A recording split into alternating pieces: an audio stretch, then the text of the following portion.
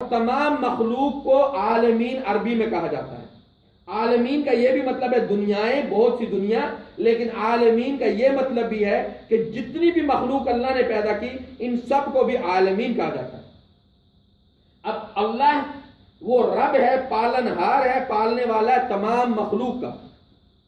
یہ اللہ جو پالنے والا ہے اس کی صفات کیا ہے؟ ہم جب پڑھتے ہیں سورہ بقرہ آیت نمبر 255 میں، جہاں پہ اللہ سبحانہ وتعالیٰ کہتے ہیں، اور یہ آیت آیت الکرسی کے نام سے جانی جاتی ہے، اللہ لا الہ الا ہو، اللہ وہ ہے، لا الہ جس کے علاوہ کوئی معبود نہیں، الا ہو سوائے اس کے، یعنی اللہ کے علاوہ کوئی معبود نہیں، کسی کی ہم عبادت نہیں کر سکتے، نہ قولی نہ فعلی نہ مالی۔ قولن عبادت اللہ کی، فعلن عبادت اللہ کی، مالی عبادت اللہ کی۔ اس سے یہ پتہ چل گیا کہ اگر قول سے جو بھی ہم تعریف کریں گے، جو بھی اچھے الفاظ کہیں گے، وہ صرف اللہ کے لیے ہوں گے، کسی مخلوق کے لیے نہیں ہوں گے۔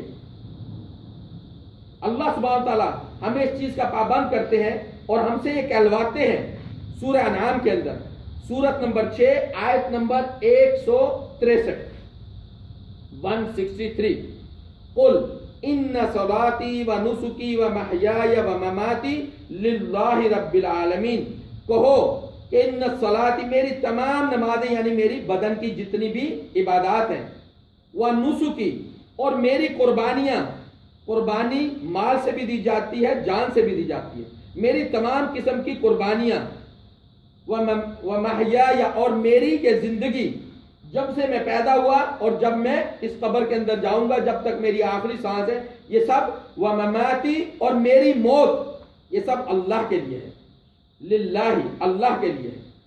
پھر محمد رسول اللہ صلی اللہ علیہ وسلم نے اصحابہ کرام کو تشہد جو التحیات ہے یہ ایسے سکھائی جیسے قرآن کی کوئی آیت سکھائی جاتی ہے۔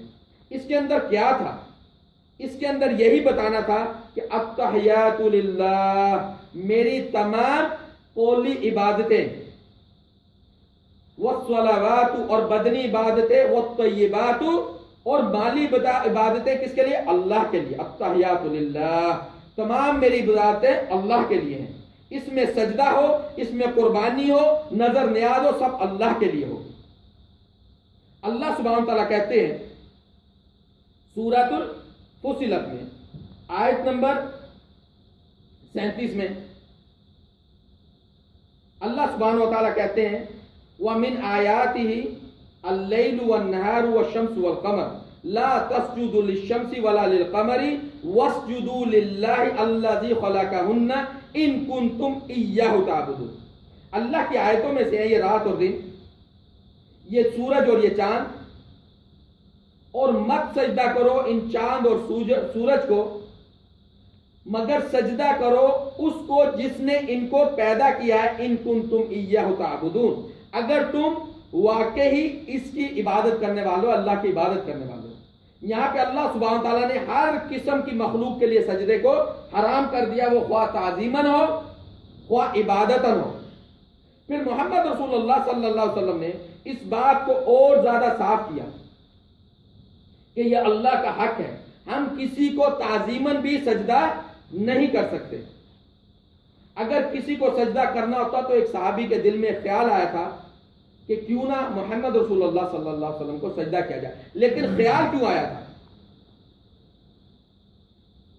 صحابی رسول قیس ابن سعد رضی اللہ تعالیٰ، یہ حدیث ملے گی ہمیں ابو داؤد میں، قیس ابن سعد رضی اللہ تعالیٰ عنہ قال آتیت الحیرۃ، میں حیرہ ایک شہر ہے یمن کا، میں حیرہ میں آیا، فرأیتہم یسجدون لمرزبان لہم، میں نے ان کو دیکھا کہ وہ اپنے مرزبان کے لیے سجدہ کرتے ہیں۔ مرزبان ایک ہستی، کوئی بڑا وڈیرا، اس کو وہ لوگ سجدہ کرتے ہیں۔ فقلت، تو میں نے کہا، یعنی اپنے اندر یہ بات کہی، فقلت محمد رسول اللہ صلی اللہ علیہ وسلم احق ان یسجد لہ، کہ محمد صلی اللہ علیہ وسلم کا زیادہ حق ہے کہ ان کو سجدہ کیا جائے۔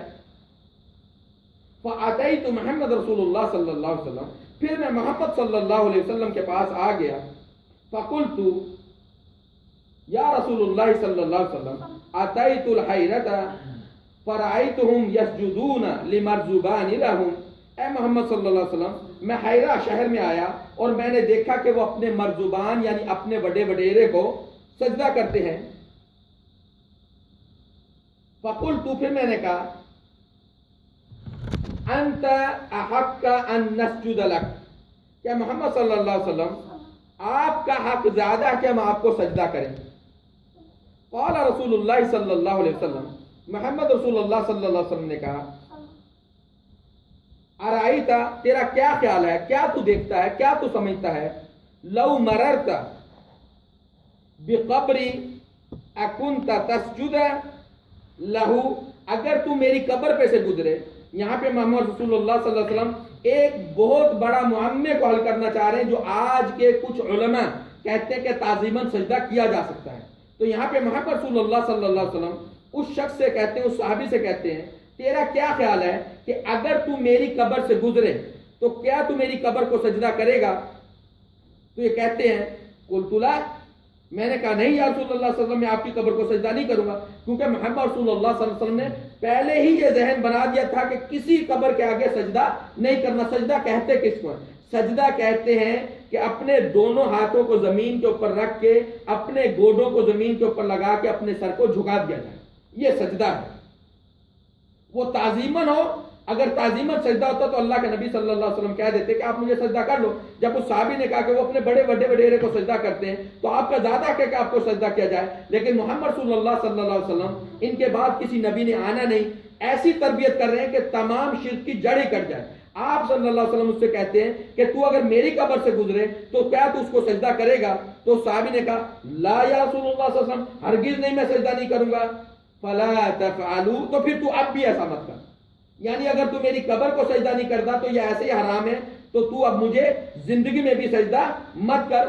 اگر میں کسی کو سجدے کا حکم دیتا تو وہ عورتوں سے کہتا کہ وہ اپنے خامدوں کو سجدہ کرے، کیونکہ خامدوں کا عورتوں کے اوپر حق ہے۔ تو اس لیے اس اللہ کی حق کو جاننے کے لیے ہمیں یہ جاننا ضروری ہے کہ اللہ سبحانہ تعالیٰ ہے کون۔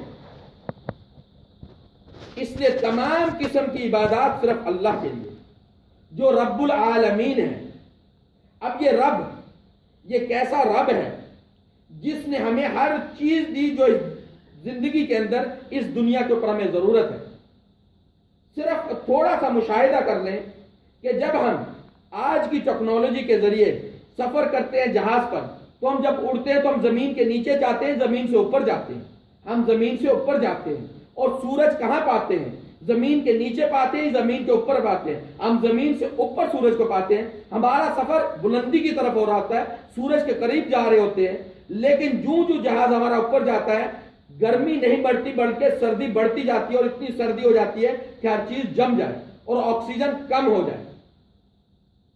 اگر اللہ سبحانہ و تعالیٰ یہ ہمارے رب نے ہمارے لیے یہ معاملات نہ کیے ہوتے تو یا تو ہم سردی کی وجہ سے یہاں نہ رہ سکتے یا ہم گرمی کی وجہ سے یہاں نہ رہ سکتے۔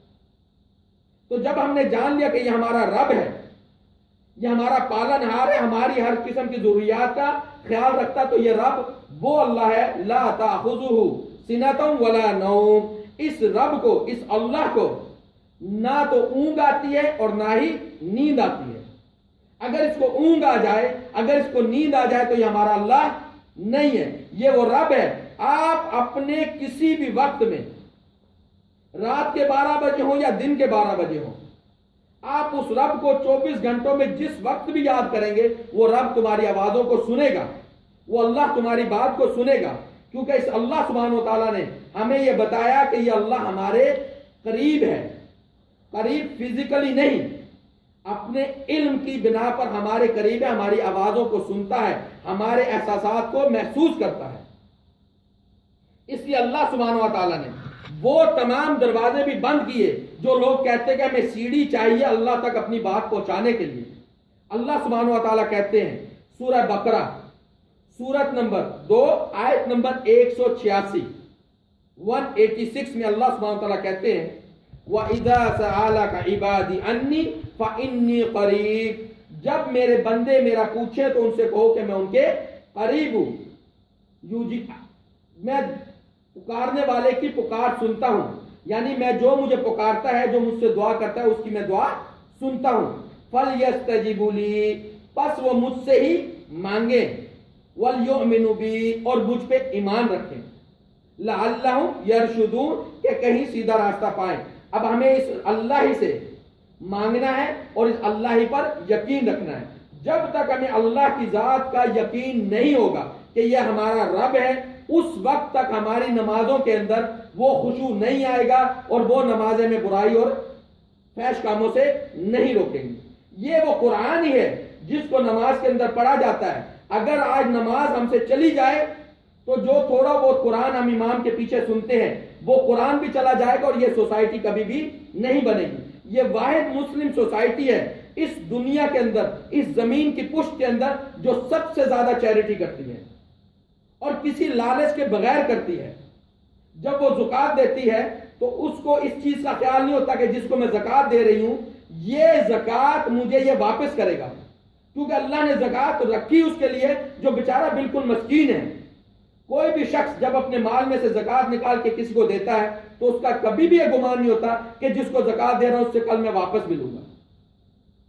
وہ اس خیال سے یہ زکوٰۃ دیتا ہے کہ یہ زکوٰۃ مجھے قیامت کے دن کام آئے گی۔ وہ جب کھڑا ہو کے نماز کے اندر جب یہ بات سنتا ہے، یا ایھا الذین آمنوا کونوا قوامین بالقسط شہداء للہ، تو یہ کہاں سنے گا؟ وہ مارکیٹ میں سنے گا، بازار میں سنے گا، یا کسی شخص کے پاس بیٹھ کے بار میں سنے گا؟ وہ وہیں سنے گا جہاں وہ نماز پڑھے گا، اور مسجد کے اندر ہی اس کو ان باتوں کا پتہ چلے گا۔ کوئی بھی سوسائٹی اگر بنے گی، جیسے محمد صلی اللہ علیہ وسلم کے دور میں سوسائٹی بنی تھی، کہاں بنی تھی؟ مسجد کے اندر بنی تھی، نمازوں میں بنی تھی، وعظ کے ذریعے بنی تھی، مدرسوں میں بنی تھی۔ آج اس میڈیا نے ہمیں مدرسے اور سکول کے اندر فرق بتا دیا۔ مدرسے اور سکول کے اندر کوئی فرق نہیں۔ سکول عربی لفظ نہیں، مدرسہ عربی لفظ ہے۔ مدرسے کا آپ ترجمہ کیا کریں گے؟ کیا ترجمہ کریں گے مدرسے کا؟ مسجد۔ مدرسے کا ترجمہ سکول ہے، سکول کا ترجمہ کیا کریں گے؟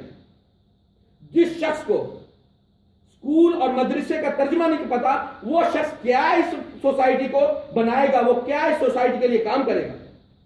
جس کو ابھی تک یہی نہیں پتا چلا کہ سکول کیا ہے اور مدرسہ کیا ہے، وہ لنگڑا اور لولا ہے، بہرا ہے اور کانا ہے۔ جس شخص کو اس بات کا نہیں پتا کہ وہ سکول کا کیا ترجمہ کرے گا۔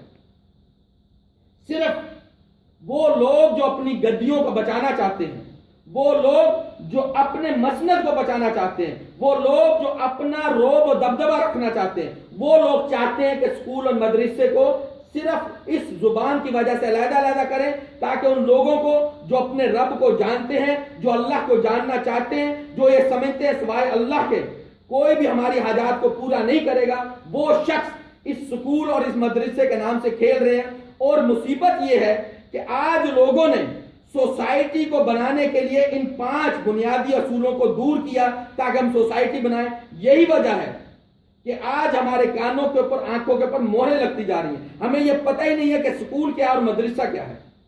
وہ اللہ کے بندے، جس سکول کے اندر اس قرآن کی تعلیم نہیں، اس نماز کی تعلیم نہیں، اس حدیث کی تعلیم نہیں، اس سکول سے تو کیا لے گا؟